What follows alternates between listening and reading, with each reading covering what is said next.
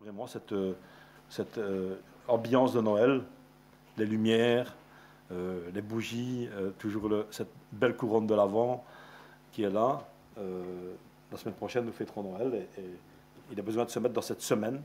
On fête la semaine sainte quand c'est Pâques, mais on devrait fêter la semaine aussi avant Noël. On fait les 4 dimanches de l'Avent, mais vraiment ces derniers jours avant Noël, c'est quelque chose aussi auquel on devrait être très attentif en tant que chrétien. D'ailleurs, je remarque toujours, je fais toujours cette remarque, Noël c'est une période de paix, ça devrait être une période de paix et d'amour. Regardez, en général, les conflits qu'il y a dans le monde, on dépose les armes, hein, et on marque un temps de paix.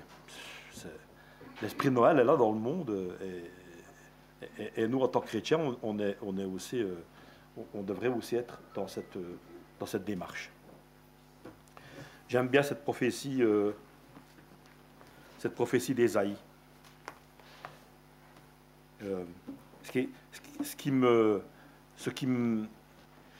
Et pourtant, Ésaïe est d'une précision extraordinaire. Et jamais personne n'a pu contredire ces écrits, que bien du contraire. Ils ont été confirmés. L'Éternel parla de nouveau à Akaz et lui dit, demande en ta faveur un signe à l'Éternel ton Dieu, demande-le, soit dans les lieux bas, soit dans les lieux élevés. Akaz répondit, je ne demanderai rien, je ne tenterai pas l'Éternel. Ésaïe dit alors, écoutez donc, maison de David. Est-ce trop peu pour vous de lasser la patience des hommes, que vous lassiez encore celle de mon Dieu? Et puis il ajoute, c'est pourquoi Dieu lui-même vous donnera un signe. Voici la Vierge, il fallait le dire à l'époque, hein, deviendra enceinte, et elle enfantera un fils. Elle lui donnera le nom d'Emmanuel. Elle lui donnera le nom d'Emmanuel. Emmanuel, c'est Dieu avec nous. Emmanuel. Et puis si on tourne une page, on arrive dans le chapitre 9, et puis là, Ésaïe fait encore une déclaration époustouflante. Car un enfant nous est né, un fils nous est donné, la domination reposera sur son épaule, on l'appellera admirable, conseiller, Dieu puissant, Père éternel, Prince de la paix. Voilà, 2 prophéties que je voulais vous lire concernant la venue du Seigneur. On a préparé 2 chants. Vous avez soit une feuille, soit un petit cantique. Voici Noël aux douces nuits.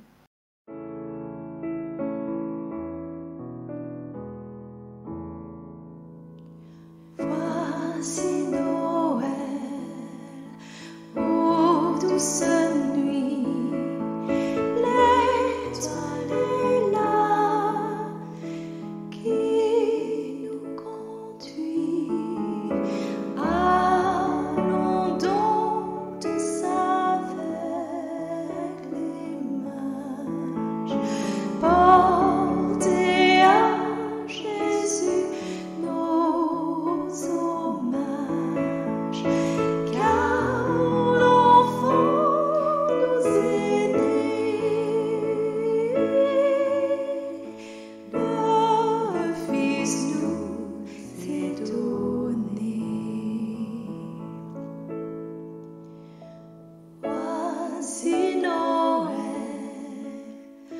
oh quel beau jour, Jésus est né, quel grand amour, c'est pour nous qu'il vient sur la terre, qu'il prend sur lui notre misère.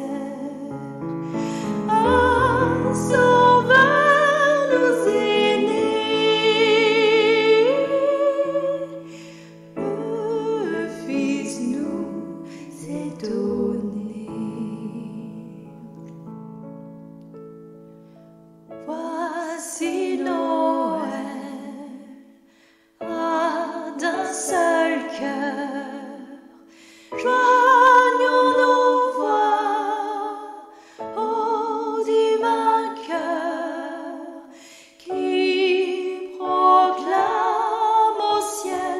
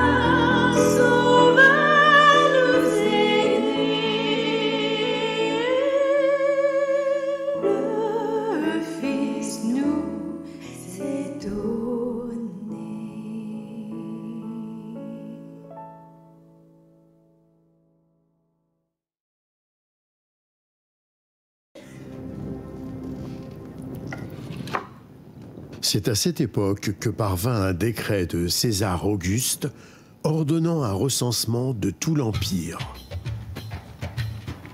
Joseph aussi monta de la Galilée, de la ville de Nazareth, pour se rendre en Judée, dans la ville de David, appelée Bethléem, afin de se faire inscrire avec Marie, sa fiancée, qui était enceinte. Pendant qu'ils étaient là-bas, le temps où Marie devait accoucher arriva.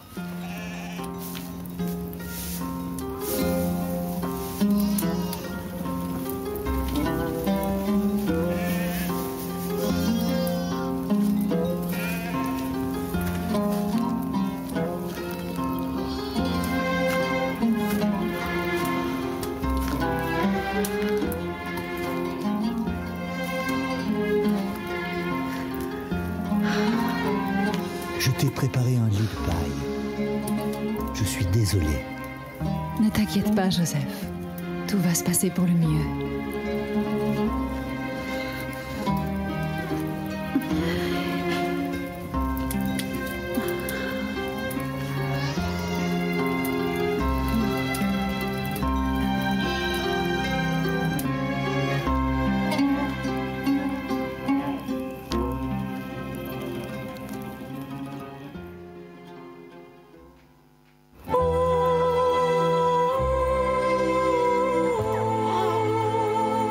Merci.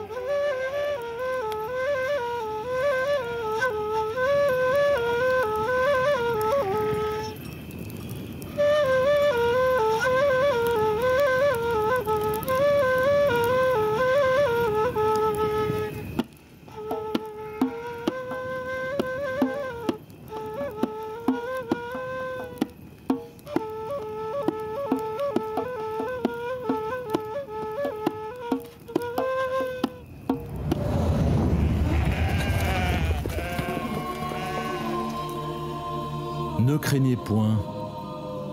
Je viens vous annoncer une bonne nouvelle, une grande joie pour vous. C'est qu'aujourd'hui, dans la ville de David, il vous est né un sauveur, qui est le Christ, le Seigneur. Et voici à quel signe vous le reconnaîtrez. Vous trouverez un enfant emmailloté et couché dans une crèche.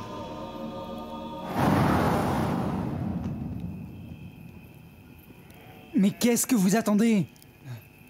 Nous devons aller voir ce que l'ange nous a annoncé. Suivez-moi.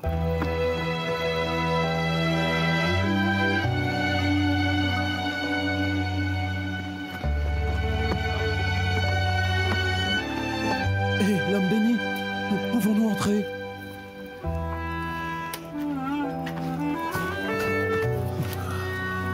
Un ange nous est apparu, nous annonçant la naissance d'un bébé.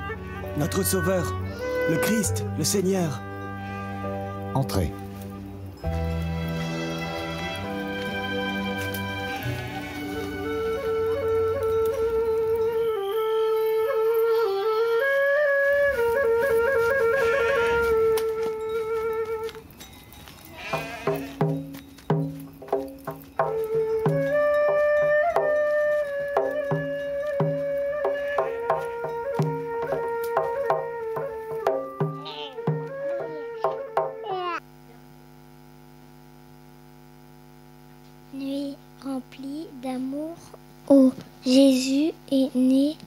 espoir dans nos vies, la paix dans nos cœurs.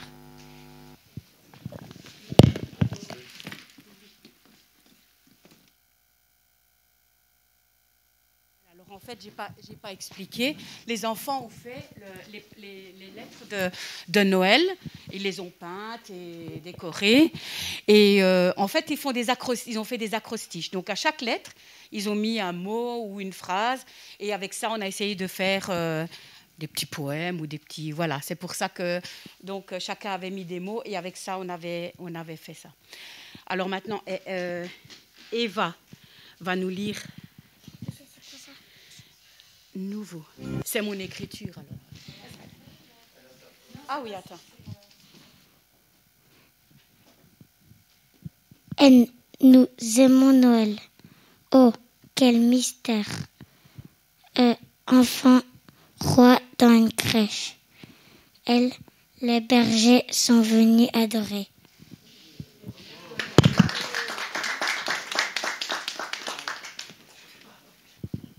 Notre joie est immense, orientez-vous, suivez l'étoile, émerveillez devant Jésus, lumière du monde.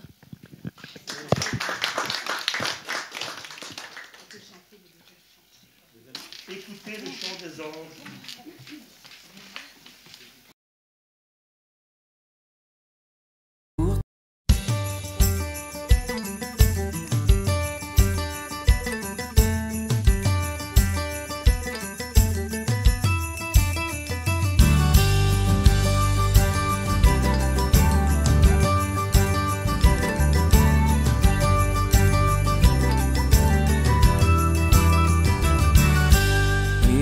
Le chant des anges vient d'éclater dans les airs.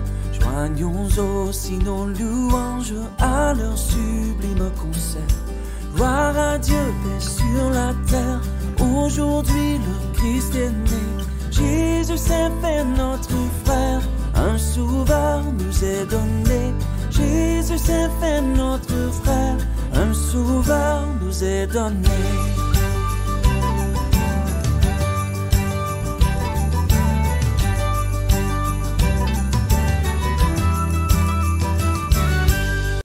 Palais est une étable, une crèche et son berceau.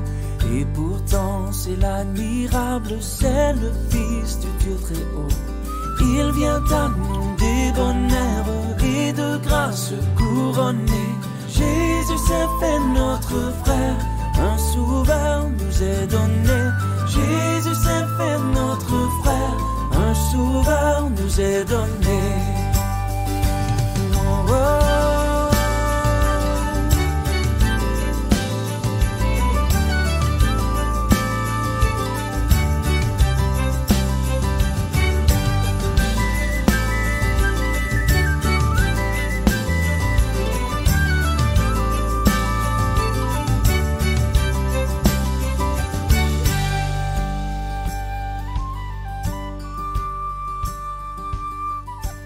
Avec vous, bergers et mages, au pied de notre Seigneur, nous déposons nos hommages, nous lui donnons notre cœur.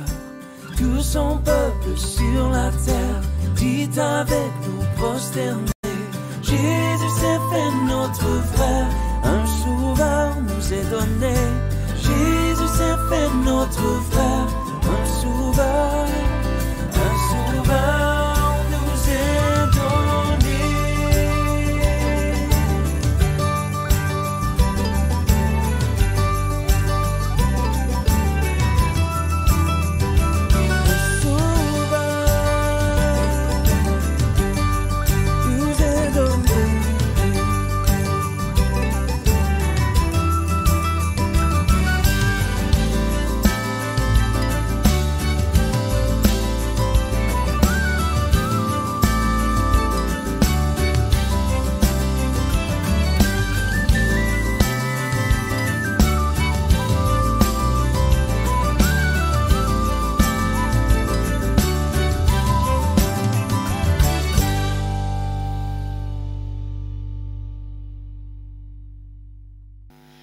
Noël douceur, Noël lumière, Noël tendresse, Noël blanc. Il y a 1000 façons de fêter Noël. Chaque pays, chaque région a ses traditions, ses légendes, ses chants de Noël.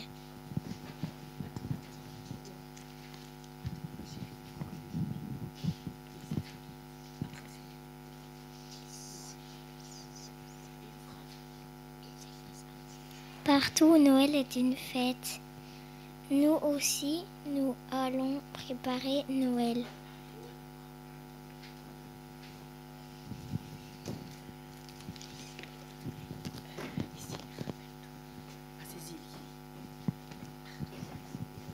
Rappelle-toi que la naissance de Jésus est la plus belle fête de l'année.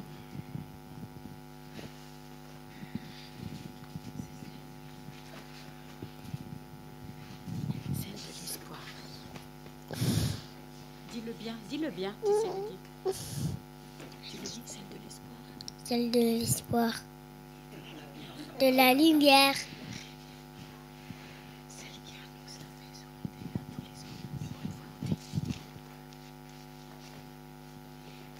Celle qui annonce la paix sur la terre aux hommes de bonne volonté.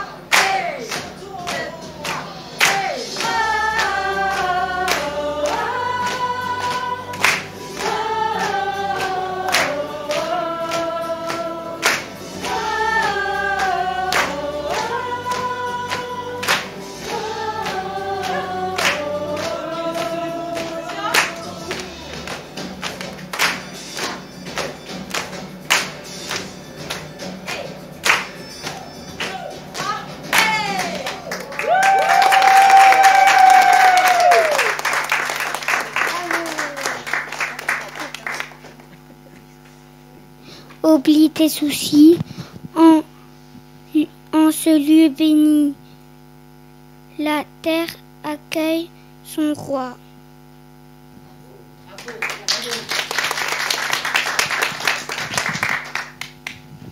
Noël, c'est l'amour, océan de grâce, étable de berger, lumière sur mon sentier.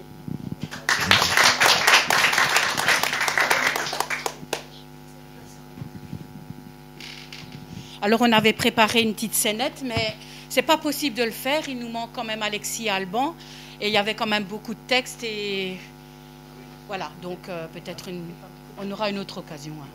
Pardon? Et il n'y a pas beaucoup de répétitions. Les uns étaient en quarantaine, les autres étaient ensuite. Donc voilà. Alors il y a encore un petit chant. C'est Noël ce soir ou ce matin.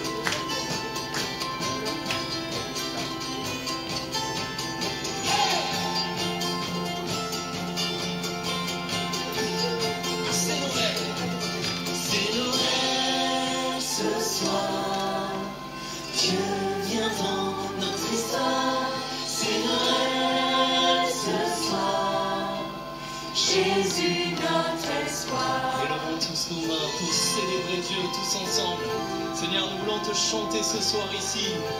Chanter que tu es né, chanter que tu es vivant. Élevons nos voix, élevons nos louanges pour célébrer Dieu. Hey!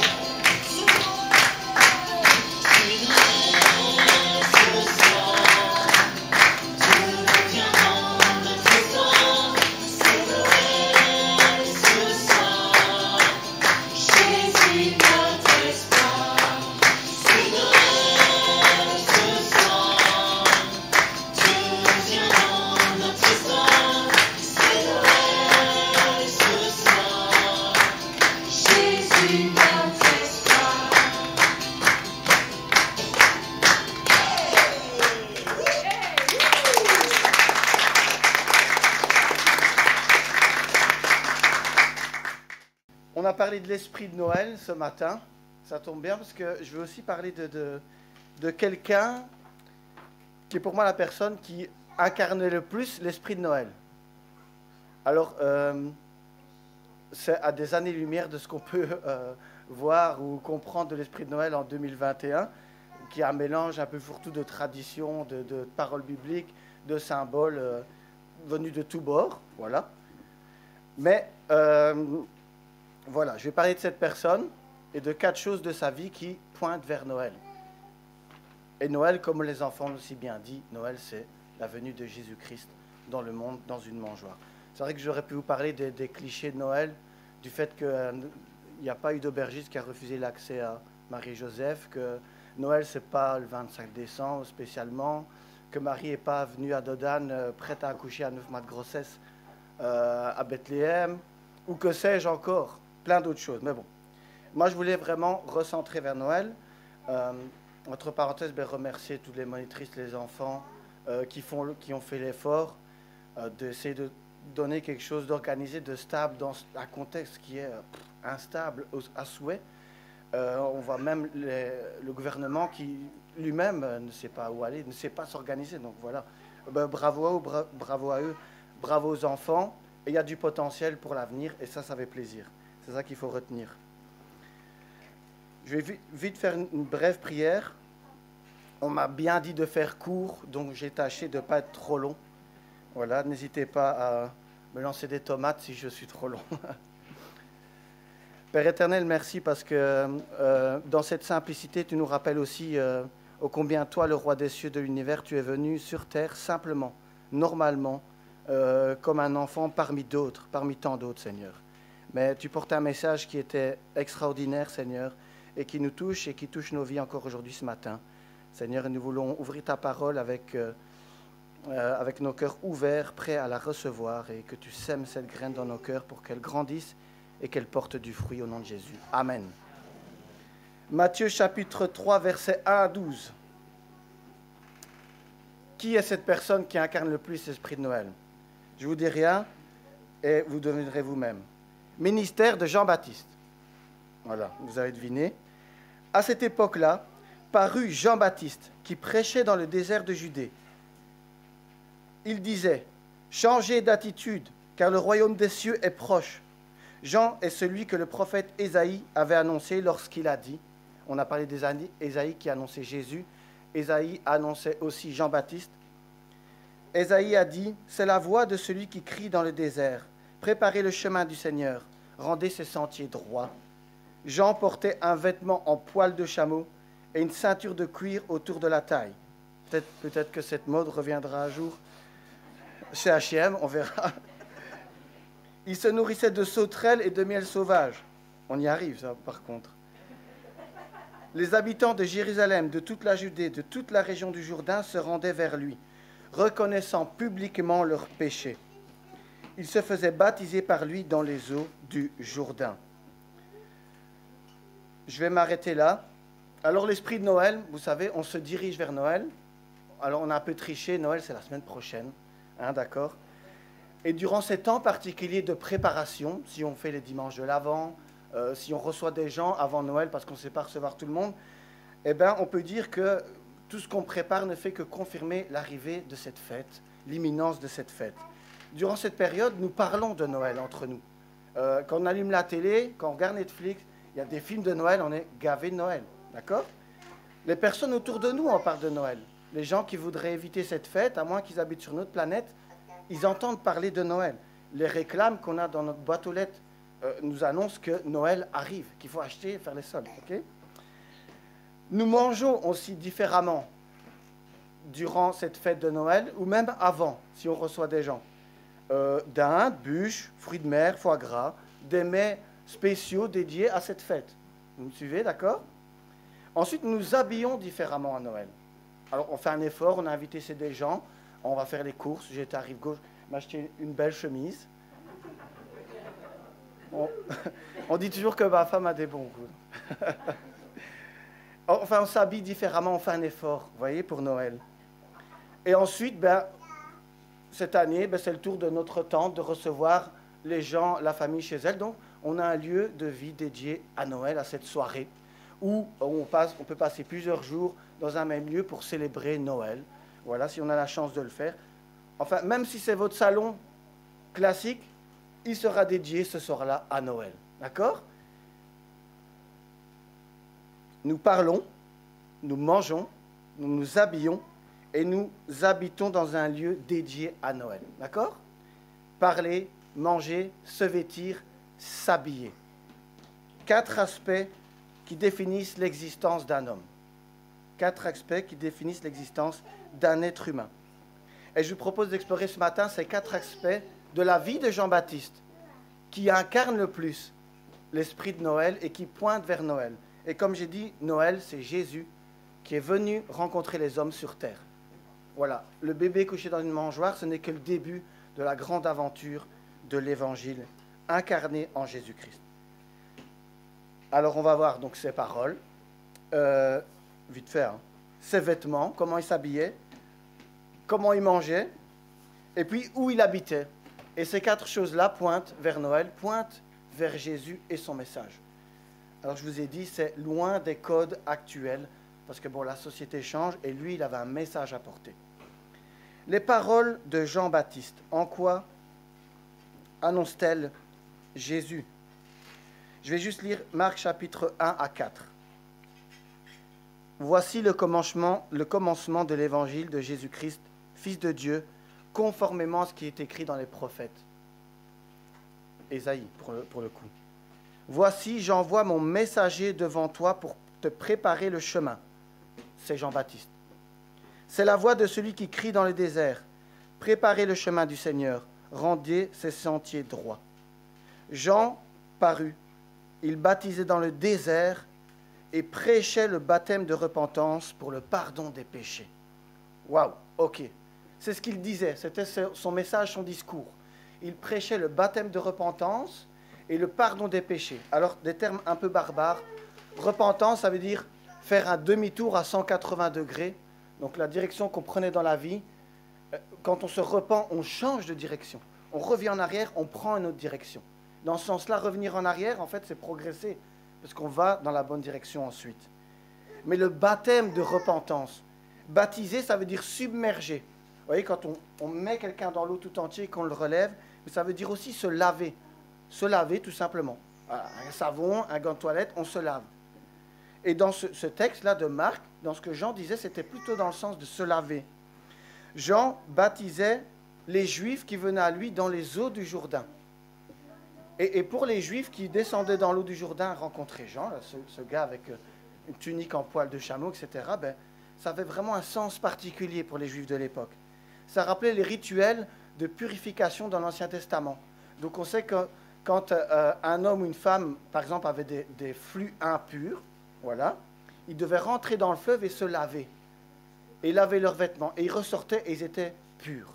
Donc symbole vraiment de se laver dans l'eau, de retirer toutes ces impuretés. Et ça avait un autre sens, en fait. Dans l'Ancien Testament, quand il y avait des non-juifs qui se convertissaient au judaïsme, et on avait pour coutume de les baptiser dans le fleuve. Et en fait, on les trempait entièrement et on les ressortait. Et symboliquement, en fait, ça marquait le passage des païens dans la religion juive. Marrant parce qu'en fait, les gens qui allaient vers Jean-Baptiste, les personnes qui se rendaient vers Jean-Baptiste se faire baptiser, c'était des juifs. Et ils n'étaient pas impurs et ils n'étaient pas païens. Et donc c'était assez bizarre. Parce que ces gens-là qui allaient vers Jean-Baptiste et qui participaient à ce baptême en fait, de repentance, de confession publique des péchés, eh bien, ils reconnaissaient en fait leur besoin de devenir le peuple de Dieu d'une manière authentique, c'est-à-dire dans leur cœur, plus d'une manière rituelle extérieure en fait. Vous voyez, plus genre avec des choses à respecter, des codes à respecter, des sacrifices à faire.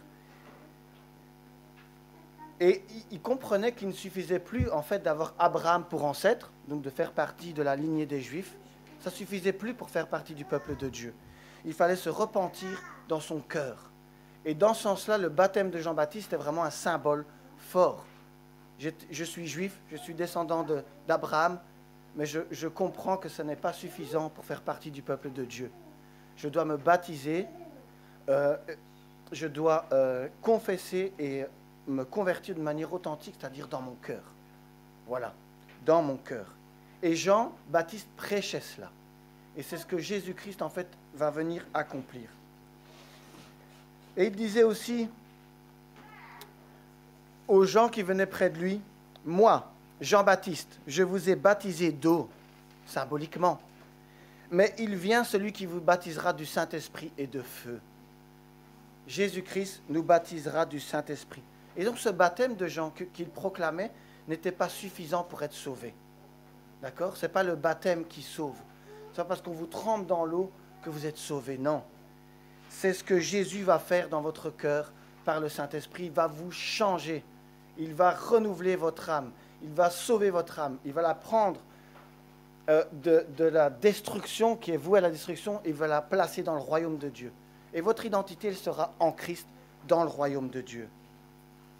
Et aujourd'hui, en fait, quand nous nous convertissons à Jésus-Christ, quand nous confessons publiquement nos péchés, nous recevons directement le Saint-Esprit, immédiatement.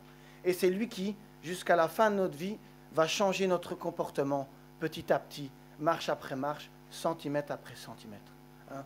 Il y en a qui ont eu la chance de pouvoir changer directement de comportement, mais en général, le salut est gratuit, mais son apprentissage dure toute une vie. C'est un travail, d'accord? Et Jean, vous savez ce qu'il disait de lui? La chose la plus incroyable, il disait qu'il devait préparer le chemin au Seigneur. Et c'est ce qu'Ésaïe a prophétisé.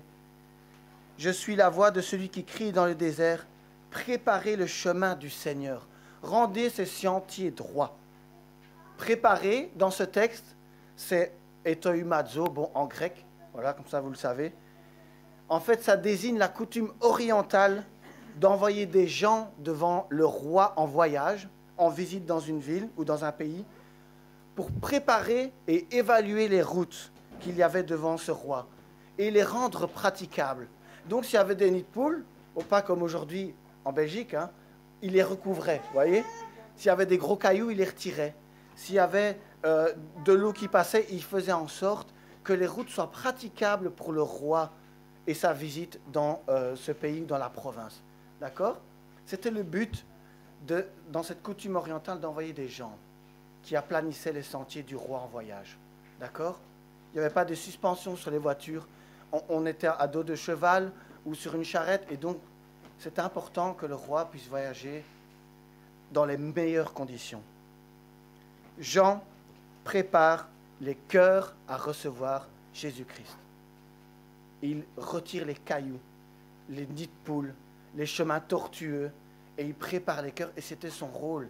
Et c'est ce qu'il disait de lui-même. C'est ce qu'il disait de lui-même.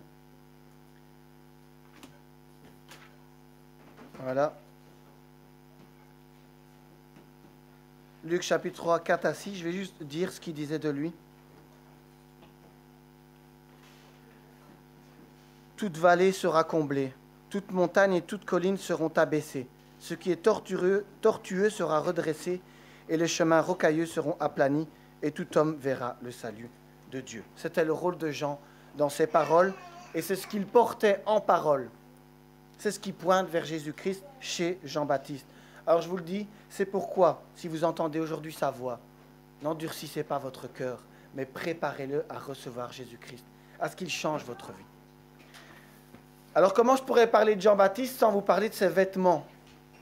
On a vu qu'est-ce qu'il portait, une petite tunique cintrée, assez bien cousue, de cuir, une ceinture de cuir d'abord. Une ceinture de cuir. Alors quand on parcourt la parole de Dieu, la ceinture de cuir, elle a plusieurs symboles. Le premier, alors je vais citer Éphésiens, ne vous inquiétez pas, l'armure du croyant. Hein. Mais le premier, moi, qui m'est venu à l'esprit, c'est que dans Exode chapitre 12, quand les Juifs quittent le pays d'Égypte, l'esclavage, Dieu leur dit de manger avec une ceinture autour des reins, des sandales aux pieds et un bâton à la main. Ouais, il leur reste une main pour manger, quoi. Donc, et donc, Jean-Baptiste, qui connaît très bien l'Ancien Testament, ce sont des prophètes, hein, il porte cette ceinture de cuir durant tout son ministère, toute sa vie. Et donc, porter cette ceinture, ça signifie l'imminence de l'arrivée d'un événement. l'empressement à ce qu'il s'accomplisse. D'accord? Les Juifs mangeaient cet agneau avec la ceinture et ils étaient pressés de sortir, c'était ce que Dieu voulait mettre en avant. Ça signifie d'être prêt pour une mission particulière, un voyage ou un service particulier. Vous savez, quand on va en voyage, moi je dis bouclez vos ceintures. Boucler vos ceintures, ça veut dire on est prêt à partir. Ok, on a bouclé ses ceintures, on est ready, on est go. Et voilà, pour porter la ceinture pour Jean signifie annoncer l'imminence de la naissance de Jésus-Christ, de l'arrivée du Messie Jésus-Christ. Éphésiens 6, l'armure du croyant nous dit que la vérité est symbolisée par une ceinture. Mettez à vos reins la ceinture de la vérité. La vérité, c'est la parole de Dieu. Et donc Jean porte la ceinture, Jean porte la vérité, et elle sera sainte à ses reins, comme si elle faisait partie de lui. Et c'est le message qu'il porte en portant cette ceinture. Et puis il y a cette belle tunique en poil de chameau que Jean-Baptiste porte fièrement durant toute sa vie. J'espère qu'il en avait plusieurs pour la changer. Qu'est-ce qu'il voulait passer comme message en portant une tunique en poil de chameau? Franchement, qu'est-ce qu'il voulait passer comme message? Matthieu 3, verset 4, Jean portait un vêtement en poil de chameau et une ceinture autour de la taille. Bizarre. Ce n'est pas courant qu'on nous annonce la garde-robe d'un prophète dans la Bible. Malachie, dernier livre de l'Ancien Testament, chapitre 3, verset 23, nous dit que celui qui viendra avant Jésus-Christ et qui l'annoncera sera le nouvel Élie. D'accord? Vous retenez ça, mettez-le de côté. Luc chapitre 1 nous dit, quand on annonce au papa de Jean-Baptiste qu'il va avoir son enfant, qu'il appellera Jean-Baptiste, il dit que son fils marchera avec l'esprit et la puissance d'Élie. Et donc que Jean-Baptiste marchera avec l'esprit et la puissance d'Élie. Et que si on remonte en fait à la description qu'on nous fait du prophète Élie, on nous dit que Élie portait un vêtement de poil d'animal et une ceinture autour des reins. Et donc en fait, Jean, en portant cette tunique en poil de chameau, et même cette ceinture, il a envie que les gens l'identifient au nouvel Élie qui est là, tout simplement. On voit en un coup d'œil, tiens, poil de chameau, tunique, tu vois, c'est comme le prophète Élie. Ah mais oui, Malachie 3 nous disait que celui qui annoncerait l'arrivée de Jésus-Christ était le nouvel Élie. Et boum, d'un coup d'œil, on le sait quoi. Waouh. Et donc cette tunique, elle porte ce sens important. Sans parler, en parlant, il m'annonce un message, mais sans parler, rien qu'avec ses vêtements, Jean-Baptiste annonce l'arrivée de Jésus-Christ, tout simplement. Tout simplement. Alors, qu'est-ce que Jean-Baptiste mangeait? Quelqu'un peut me dire deux choses? Des sauterelles et du miel. Bon, voilà, des sauterelles et du miel. Bon, des sauterelles, un mets assez simple, disponible, une nourriture efficace. Il y a une entreprise israélienne qui s'appelle Argol, qui produit dans le plateau du Golan en Israël. Elle s'appelle Argol, et pour booster ses ventes de sauterelles en bocal, elle a décidé d'apposer la mention protéines bibliques sur ses bocaux de sauterelles. Protéines bibliques. C'est marrant quand même. Alors comme ça, à mon avis, les gens en Israël, ils l'achètent, ils disent « Oh, des protéines bibliques. Certainement que je vais devenir aussi fort qu'eux. » Mais c'est marrant, c'est marrant. Alors dans le désert, on pouvait les manger séchés ou bouillis dans de l'eau salée. Voilà, nourriture assez rebutante, je vais dire ragoûtante. Ben, on y arrive, il paraît qu'il y a des entreprises qui produisent des sauterelles et que c'est bon pour la santé, que c'est des protéines, enfin voilà quoi. Je vous laisse essayer avant moi, vous me direz si c'est bon. Dans le sens biblique, et pourquoi on nous décrit ce que Jean mangeait? Pourquoi on nous décrit sa nourriture? C'est pas courant non plus. On nous décrit que les sauterelles, ça vous fait penser à quoi les sauterelles dans la Bible? Avec Moïse, les 10 plaies d'Égypte. Et notamment, une de ces plaies d'Égypte, c'est l'arrivée d'un essaim colossal, gigantesque de sauterelles qui ravagent le pays d'Égypte. Les sauterelles, tout simplement, c'est un symbole de jugement. Waouh! N'oubliez pas ce que la Bible dit. Il est réservé aux hommes de mourir une fois, après quoi vient le jugement. Ce n'est pas moi qui l'invente, je n'ai pas peur de le dire. Dieu nous jugera. Dieu vous jugera pour ce que vous avez fait sur cette terre. D'accord? Symbole de jugement. Jean-Baptiste en mange. Mais d'un autre côté, il y a du miel. Et le miel, quant à lui, est semblable dans la Bible à de la nourriture de Dieu qui vient de Dieu. Exode chapitre 16, je ne vous lis pas les références, nous dit que la manne avait un goût de beignet au miel. Et la manne, c'est la nourriture que Dieu donnait au peuple d'Israël dans le désert. Tous les matins, ils avaient ça et ça avait le goût de miel. Ça avait le goût de miel. Psaume 119, verset 103 nous dit que la parole de Dieu est douce au palais, comme le miel. Donc ça, la parole de Dieu, c'est doux au palais, comme du miel. Et Proverbes, chapitre 16, verset 24, nous dit que des paroles agréables sont semblables à un rayon de miel, douces pour l'âme et porteuses de guérison pour le corps. Donc dans la nourriture de Jean-Baptiste, dans ce qu'elle annonce, il y a cette bipolarité. Il y a deux choses extrêmes, les pôles plus, moins. Les sauterelles, jugement. Le miel, parole de Dieu, guérison pour le corps, guérison pour l'âme. Et ça évoque deux choses complètement différentes, réunies dans un seul message.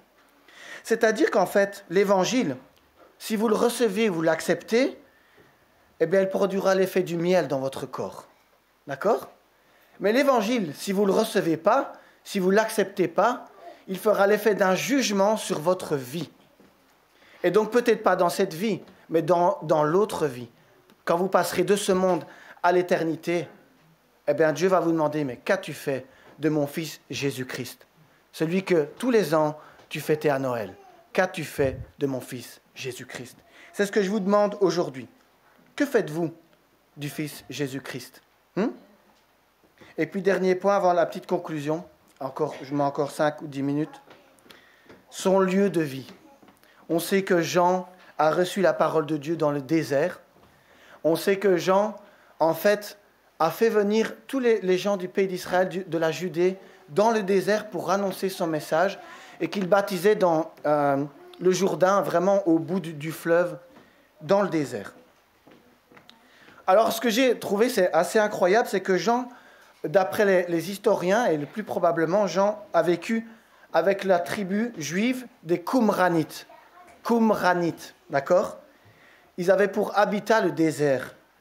Ce sont eux notamment qui sont responsables des manuscrits de la mer Morte retrouvés dans la grotte de Qumran. D'accord? Et Jean habitait avec ces personnes-là, des ascètes, des gens qui vivaient assez durement, assez radicalement loin du peuple. Et donc, ouais, ils sont responsables des manuscrits de la mer Morte retrouvés il n'y a pas longtemps. Et vous pouvez les voir au musée en Israël. Les textes réels, là, disponibles. Ce que vous lisez là, ce ne sont pas des fables, puisqu'on peut voir les manuscrits anciens dans... je ne sais plus c'est quel musée, Anne-Marie, tu l'as visité sûrement. En Israël, je ne sais plus, mais soit. Le musée de la Bible. Et Jean a fait du désert son lieu de vie, lieu stérile par excellence.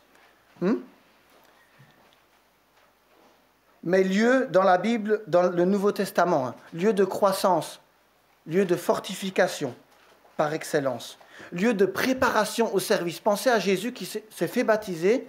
Dieu a dit, tiens, lui c'est Jésus-Christ, mon fils, en qui j'ai mis toute mon affection. Et le verset après dit, l'Esprit le saisit, Jésus, et le transporta dans le désert, 40 jours de tentation, et après ces 40 jours, Jésus commence son ministère.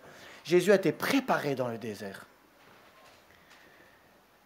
Et le désert, lieu par excellence de rencontre privilégiée avec Dieu. Lieu où on n'entend plus rien, où on n'est plus déconcentré, où on n'a plus son téléphone en main, où on n'a plus le travail autour de nous. Le désert, c'est votre endroit où vous rencontrez Dieu. D'accord? Vous savez que le désert le plus aride du monde, c'est celui de l'Atacama au Chili. Et dans ce désert, il y a des endroits tellement arides qu'il n'a jamais plu, il n'est jamais tombé une goutte de pluie depuis des centaines d'années. Depuis des centaines d'années, ce désert n'a pas vu une goutte de pluie. Et pourtant, vous savez aussi que ce désert compte 100 000 habitants. 100 000 habitants dans la région la plus aride du monde. 25% des forêts du monde poussent dans les régions les plus arides. 40% des habitants de cette planète vivent dans les régions les plus arides. En fait, au contraire de ce qu'on peut croire, le désert, on pourrait percevoir en apparence que le désert est stérile, mais il ne l'est pas. Le désert produit la vie. Et dans la parole de Dieu, vos déserts, vos temps de désert produiront la vie. OK ? Et c'est le message que Jean veut faire passer en habitant dans le désert. Jésus-Christ est venu sur terre pour nous faire passer de la mort à la vie. Amen.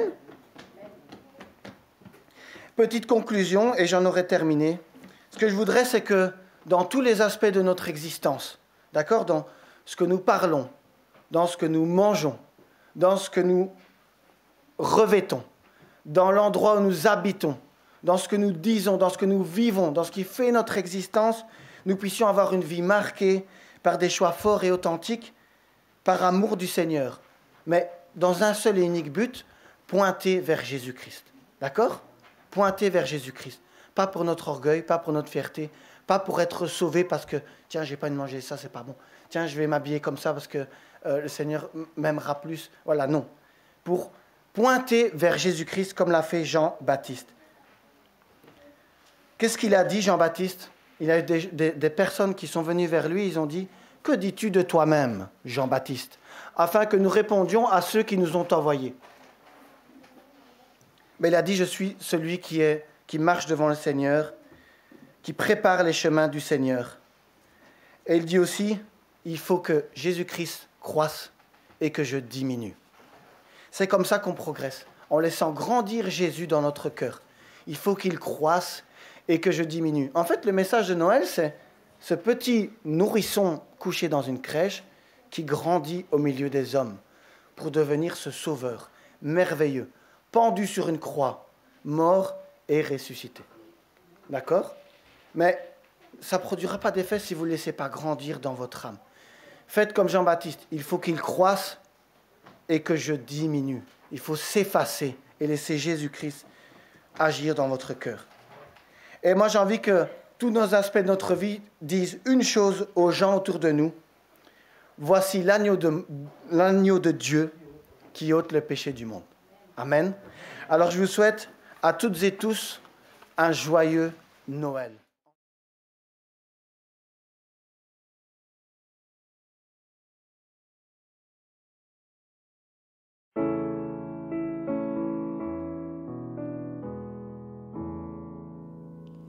Voici Noël, ô douce nuit, l'étoile est là qui nous conduit.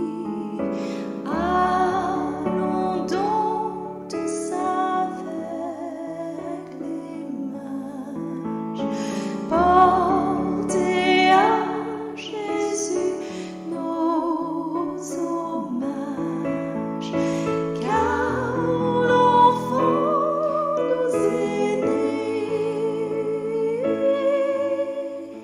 le Fils nous est donné. Voici Noël, oh quel beau jour, Jésus est né, quel grand amour, c'est pour nous qu'il vient sur la terre, qu'il prend sur lui notre misère. Un sauveur nous est né, le Fils nous est donné. Voici Noël, d'un seul cœur,